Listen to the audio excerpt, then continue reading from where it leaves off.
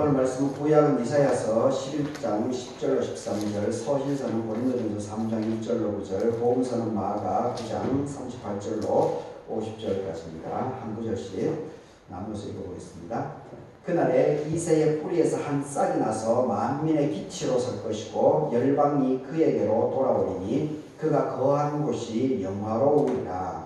그날에 주께서 다시 그의 손을 펴사 그의 남은 백성을 아수르와 애국과 바드로스와 부스와 엘람과 시날과 하막과 바다 섬들에서 돌아오게 하실 것이라. 여호와께서 열방을 향하여 기치를 세우시고 이스라엘의 쫓긴 자들을 모으시며 땅 사방에서 유다의 흩어진 자들을 모으시리니 에브라임의 질투는 없어지고 유다를 괴롭게 하던 자들은 끊어지며 에브라임은 유다를 질투하지 아니하며 유다는 에브라임을 괴롭게 하지 아니할 것이요. 고린도전서입니다. 형제들아, 내가 신령한 자들을 대함과 같이 너희에게 말할 수 없어서 육신에 속한 자 곧 그리스도 안에서 어린 아이들을 대함과 같이 하노라. 내가 너희를 젖으로 먹이고 밥으로 아니하였느니 이는 너희가 감당하지 못하였으니거니와 지금도 못하리라. 너희는 아직도 육신에 속한 자로다.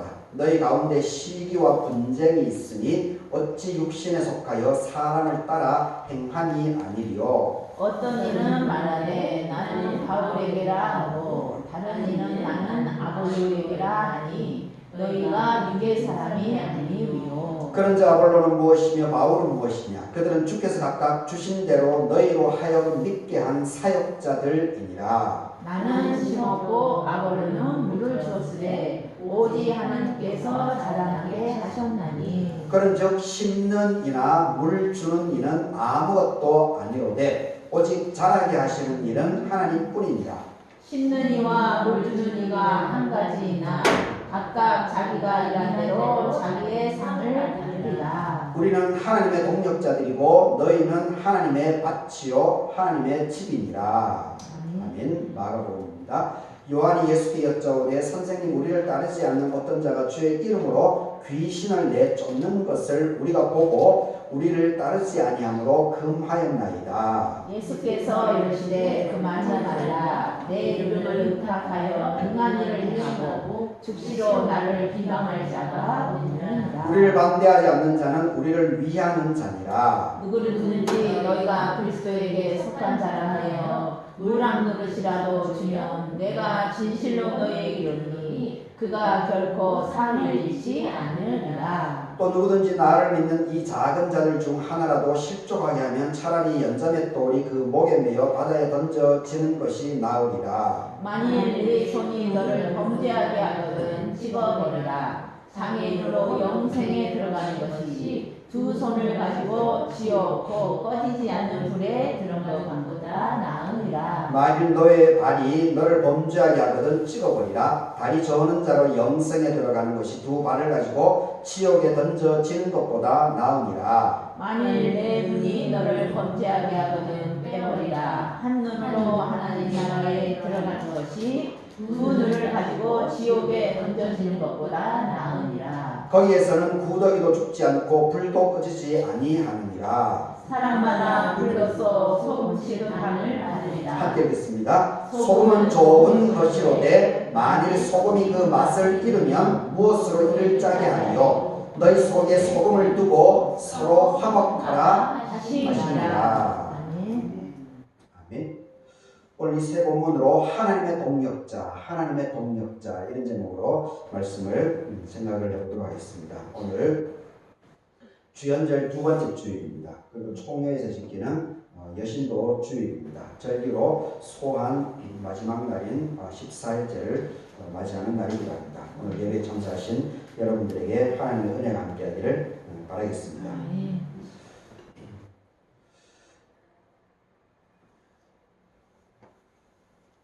구약 이사야서는 그 이새의 뿌리에서 새로운 기치가 새로운 깃발이 휘날리게 될 것이다 라고 하는, 그래서 결국 다윗에 대한 이야기, 그리고 결국은 예수 그리스도가 태어나게 될 것을 예언을 하고 있는 대목입니다.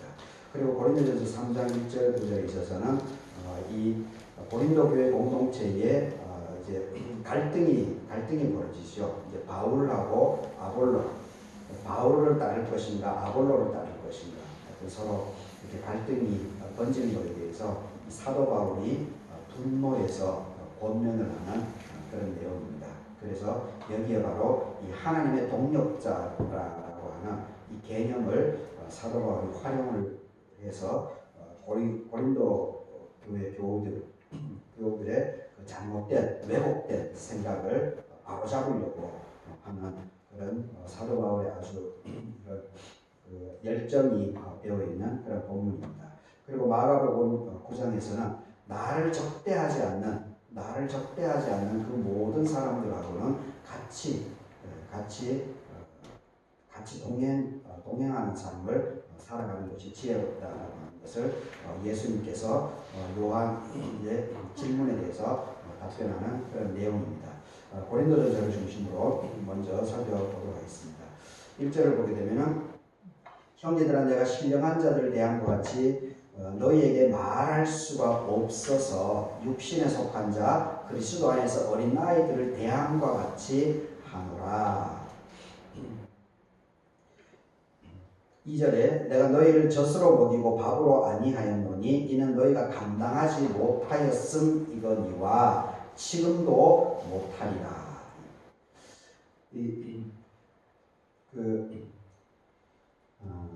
일반적으로 이 초신자들, 교회에 처음 나온 사람들, 교회에 대해서 잘 모르는 사람들에게 뭔가 그 성경에 대한 이야기를 한다는 것이 참 쉽지가 않죠. 그리고 또 교회를 오래 다녔다라고 하더라도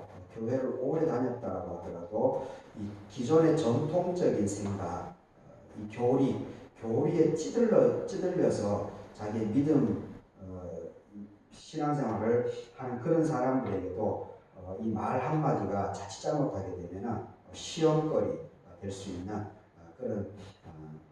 그런 상황입니다. 그래서 늘 이 앞에서 말을 한다라고 하는 것이, 그리고 성경을 해석을 해준다라고 하는 것이, 성경을 설명을 풀어서 안내를 해준다라고 하는 것이 참 쉽지만은 않습니다. 이것저것을 다 고려해야 되기 때문에 만만치 않은데, 이 사도 바울이 오늘 1, 2절에서 바로 사도 바울의 제가 지금 방금 얘기했던 그것을 지금 언급하고 있습니다. 내가 말하는 것이 쉽지 않다. 그래서 어린아이를 대하듯이 너희들에게 이제까지도 해왔고 지금도 너희들 공동체에서 이렇게 갈등이 있는 것을 보니까 내가 또 조심조심해서 또 누가 시험 들까봐 겁이 나서 또 너희가 감당하지 못하였음이거니와, 과거에도 감당하지 못했고 지금도 감당을 하지 못한다. 그래서 젖 먹는 어린 아이를 대하듯이 내가 밥이 아니라 우유를 너희에게 주겠다. 이렇게 서두를 떼고 있습니다. 참 조심스럽다는 거죠. 조심스러운데, 하지만은 공동체 내에 갈등이 있기 때문에 그것은 어떻게 해서든지 강력하게 하나님의 메시지를 전달해서 그것을 해소하려고 하는 의지적인 모습이 나와 있습니다. 3절을 보게 되면 너희는 아직도 육신에 속한 자다. 왜 육신에 속한 자겠습니까? 이유를 밝히죠. 너희 가운데 시기와 분쟁이 있으니 어찌 육신에 속하여 사랑을 따라 행함이 아니요. 육신에 속한 자다. 그러니까 시기와 분쟁, 갈등, 원망, 분노, 질투, 이런 사람이 이런 것들이 없을 수가 없죠. 그 인간이기 때문에, 육신에 몸을 입고 있기 때문에 그 개인 자체가 이런 것이 없는 사람은 어느 누구도 없습니다. 그런데 자기 속에 있는 것은 괜찮죠. 자기 속에 있는 것은 괜찮지만 이것이 생활을 하는 가운데서 드러나게 되면 그것이 어떤 식으로든지 분란의 빌미가 됩니다. 그래서 시끄럽게 됩니다. 그 모든 것들이 육신에 속한 것이다 라고 얘기를 합니다. 그리고 결과적으로는 더 이것이 결과적으로는 이 사탄의 권세죠. 사탄의 권세입니다. 그래서 우리에게 내 개인에게 찾아오는 그 인간의 모든 이런 부정적인 생각들, 이것을 없앨 수가 없지만은, 하지만은 그것이 밖으로 드러나게 될 때는 상당히 조심스럽게 해야 된다라고 하는 것을 우리가 여기서 새길 수 있습니다. 하여튼 시기와 분쟁이 있다는 겁니다. 그래서 여기서 이제 본격적으로 이제 사도 바울이 그 시기와 질투 부분이, 그 논쟁 부분이, 갈등 부분이 무엇인지에 대해서 얘기를 합니다. 나는 바울에게서, 어떤 사람은 아볼로에게서 났다. 너희가 육의 사람이 아니냐. 다 교회 공동체에서 가장 중요한 것은 하나님이고, 그리고 예수 그리스도인데, 하나님을 증언하고 예수 그리스도를 증거함에 있어 가지고 이 모양 저 모양으로 목사에 따라서, 사역자에 따라서 편차가 있을 수 있는데, 저 같은 경우는 이제 정치적인 발언, 사회적인 이슈에 대해서 많이 언급하죠. 그리고 어떤 사람들은 이찬수 목사님 같은 경우는 그런 부분에 대해서 언급을 전혀 하지 않습니다. 그리고 개인의 신성에 대한 부분, 그리고 공동체에 대한 부분, 이런 것들을 많이 언급하죠. 이 사역자들, 목회자들에 따라서 차별이 많이 있습니다. 이 스펙트럼이 아주 넓습니다. 그런데 중요한 것은 그 결론 부분에 있어가지고 하나님을, 그 메시지 내용이 어떠하든지 결과적으로는 우리가 하나님을 증언하고 예수 그리스도를 드러내는, 거기에 초점을 맞추는 그 자체가 있으면은 그 모든 것들은 다 포괄적으로 이해를 하고 넉넉하게 수용해 나가는 그런 자세가 중요하다는 겁니다. 그러지 않고 나는 누구를 좋아해. 물론 그럴 수는 있죠. 나는 누구를 좋아한다. 이렇게 할 수 있지만, 그런데 그것으로 인해서 그 공동체가 갈등으로 휩쓸려 들어가고, 그걸 통해서 서로 교우들 간에 서로 간에 이렇게 분열이 일어나게 되는 그 자체는 육의 사람이라는 겁니다. 그 자체는 사탄의 권세에 녹아나는 거라는 겁니다. 그래서 5절에 보게 되면은, 그런즉 아볼로는 무엇이고 바울은 무엇이냐. 도대체 아볼로가 뭐냐고, 바울이 나가 뭐냐고. 아볼로와 바울에 대해서 성경에서 언급하고 있는 것을 보게 되면, 이 사도행전 18장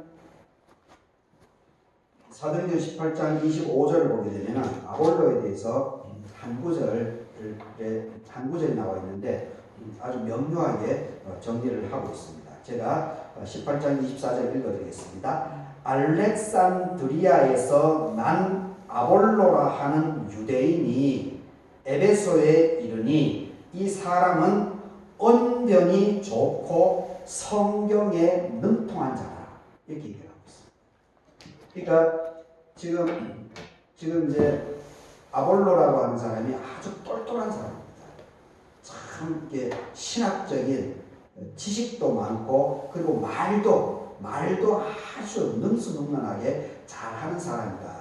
그리고 유대인이었다. 유대인인데 예수 그리스도를 믿는 사람으로 되었다라고 언급하고 있습니다. 이 알렉산드리아는 그 이집트 나일 강변이 있죠. 이집트 나일 강변이 있는데, 이 알렉산드리아하고 그 안디옥과 알렉산드리아는 초기 기독교 공동체 천년에 거기 지도자들이, 이 안디옥과 알렉산드리아에서 지도자들이 다 배출됐습니다. 그 정도로 아주 이 알렉산드리아하고 이 안디옥은 정말 유서가 깊은 곳입니다. 근데 그 알렉산드리아에서 이 아볼로가 교육을 받았으니 얼마나 똘똘하겠습니까? 훈육을 잘 받았겠습니까? 그래서 성경에 대한 지식뿐만 아니고 성경도 달달달 신구약을 다 알고, 이때는 신약은 없었죠. 성경에 정통하고, 그리고 성경을 풀어나가는 이 말을 하는 것도 아주 능수능란하게 잘 했다라고 얘기를 하고 있습니다. 그래서 에베소에서 목회하던 사람을 고린도 교회의 사도 바울의 후임자로 이제 청빙이 돼서 목회를 했던 거죠. 그래서 거기서 이 사도 바울을, 기존의 사도 바울의 그 가르침이 더 좋았다, 그리고 또 이 아볼로가 더 좋다. 이렇게 막 갈등이 번진 거죠. 근데 이 사도 바울에 대해서는 보게 되면 이 사도행전 14장 12절을 보게 되면 루스드라 두 번째 선교 여행에서 루스드라에서 이 안진뱅이를 고치는 이 사도 바울에 대해서 그 루스드라에 있는 사람들이 이 바울과 바나바에 대해서 평가하는 것이 14장 12절에 나와 있습니다. 여기 보게 되면 바나바는 제우스라 하고 바울은 그 중에 말하는 자이므로 호르메스라 했다라고 언급을 하고 있습니다. 제우스, 이 루스드라니까 전부 다 로마 인명이었죠. 로마 인명. 그러니까 이게 그리스 로마 신화에서 제우스가 최고이지 않습니까? 그러니까 바울의 말에 의해서 안전뱅이가 일어나는 역사를 보여주니까 와, 제우스와 같이 엄청난 힘을 갖고 있다. 이렇게 본 거죠. 그리고 이제 바나바에 대해서는 호르메스, 대변자, 말을 하는 사람, 설명을 해주는 사람, 대변인, 이렇게 이 사람들이 인식을 했던 겁니다. 그러니까 이 사도 바울이 이제 서신서를 많이 남겼지만 사도 바울은 글은 참 잘 씁니다. 사도 바울이 글은 잘 쓰는데 사도 바울은 말주변은 별로 없습니다. 말주변이 없습니다. 그런데 이 아볼로는 글을 잘 쓰는 것은 모르겠지만 하여튼 이 성경에 대한 지식이 해박하고 그리고 말도 잘하는 거죠. 말도 막 구수하게 그래서 사람들을 막 이렇게 빨아당기는 거죠. 그래서 그 부분 때문에 그 인간을 보는 거죠. 사람의 말에 현혹된 거죠. 이 바울이나 아볼로나 그 하나님을 증언하고 예수 그리스도를 전하는 사람이다라고 하는 그것을 놓쳐버리고 그 상황, 현실에 빠져버렸기 때문에 고린도 교회에서 이런 갈등이 벌어지게 됩니다. 그래서 이제 바울이 아주 이 깊은 지적을 하고 있는 거죠. 그래서 5절에 아볼로는 뭐고 바울은 뭐냐는 거죠. 그래서 6절에 그 유명한 6, 7절에 있어서 이 유명한 말이 나오게 됩니다. 나는 심었고 아볼로는 물을 주었을 때 오직 하나님께서 자라나게 하셨다. 오직 하나님께서 자라나게 하셨다. 이것이 참 중요합니다. 그러니까 우리가 믿음 생활을 해나가는 과정 속에서도 바로 이런 신앙의 고백이 있어야 될 줄 믿습니다. 누가 어떠니 그런 것이 아니고 모두가 믿음 안에서 같은 동력자라는 겁니다. 믿음 안에서. 그래서 이 표현의 차이가 있더라도 그 믿음 안에서 하나라고 하는 오직 하나님께서 우리 모든 것들을 주장해 주시고 우리를 책임져 준다라고 하는 그 부분에 있어서는 일맥상통하다는 겁니다. 그래서 서로 협력해 나가고 서로 힘을 모두어 나가는 이런 삶의 자세가 참 중요하다는 얘기입니다. 근데 결국은 사실 우리 한국 기독교계를 보게 되면 전부 다 이 분열이 얼마나 심합니까? 분열이. 장로교단, 장로교, 감리교, 침례교, 성결교, 이거는 기본적으로 흘러왔다라고 하더라도 장로교단 내에서도 4가지 분파가 일어나게 되고 그리고 합동 측에서는 또 지금 엄청나게 200개 넘게 또 분열하고 그러니까 전부 다 오직 하나님께서 자라나게 하셨다라고 하는 이 사도 바울의 2000년 전의 이 말씀, 이 메시지 이것이 다 부정하는 거죠. 다 부정하는 거예요. 그런 부분에 있어가지고 이 지난주부터 이제 경로대학이 개강을 했지만 여기 아영면에 있는 지금 이제 베델교회까지 합쳐서 10개 교회인데 이 교단이 다 다릅니다. 교단이 다 다름에도 불구하고 이 10개 교회가 연합을 해서 이 지역의 어르신들을 섬기는 경로대학을 원래 20년째입니다. 코로나 시절 3년 안 했기 때문에 23년째입니다. 이거는 정말 대단한 겁니다. 그리고 정말 아름다운 겁니다. 저는 이제 4년차부터 이 경로대학을 했기 때문에 제가 그 과정을 다 알죠. 정말 갈등이 많습니다. 목사들 간에 막 서로 막 큰 목소리가 날 때도 있고 갈등이 많았습니다. 휘청될 때도 있었습니다. 그럼에도 불구하고 끝까지 그런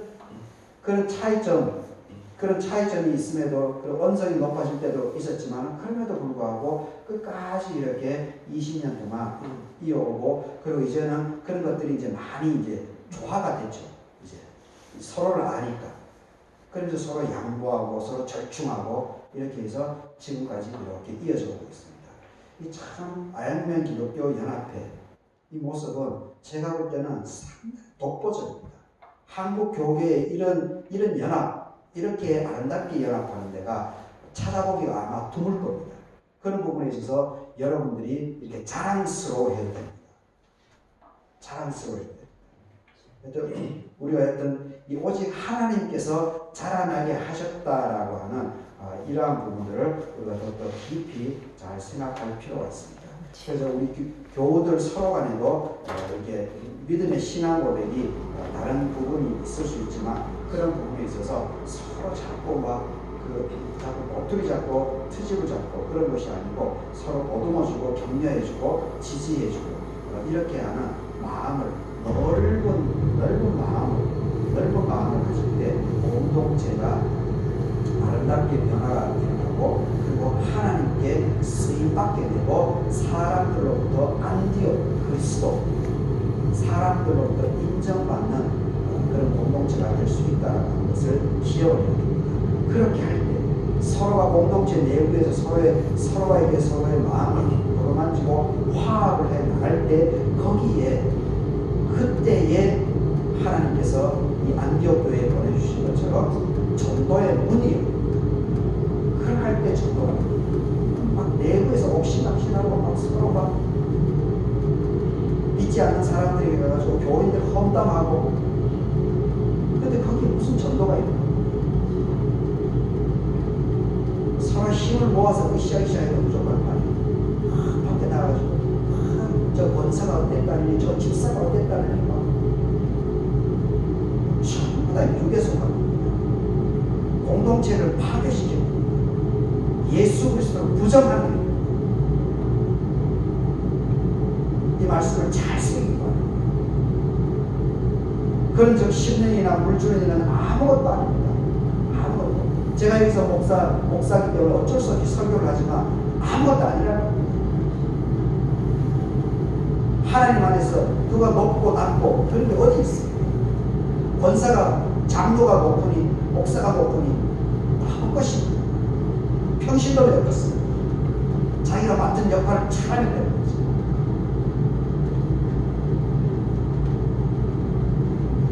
십년이와 물주년이는 한 가지입니다. 한 가지. 하나님 각각 보십시오. 8절에 각각 자기가 일한 대로 자기의 상을 하나님께서 주실 것입니다. 목사는 목사의 역할이 있습니다. 권사는 권사의 역할이 있습니다. 집사가 해야 될 일이 있습니다. 평신도는 또 평신도 나름대로 해야 될 일이 있습니다. 그냥 자기가 자기 일, 자기 역할 그것을 하면 되는 겁니다. 그러면 하나님께서 아시는 겁니다.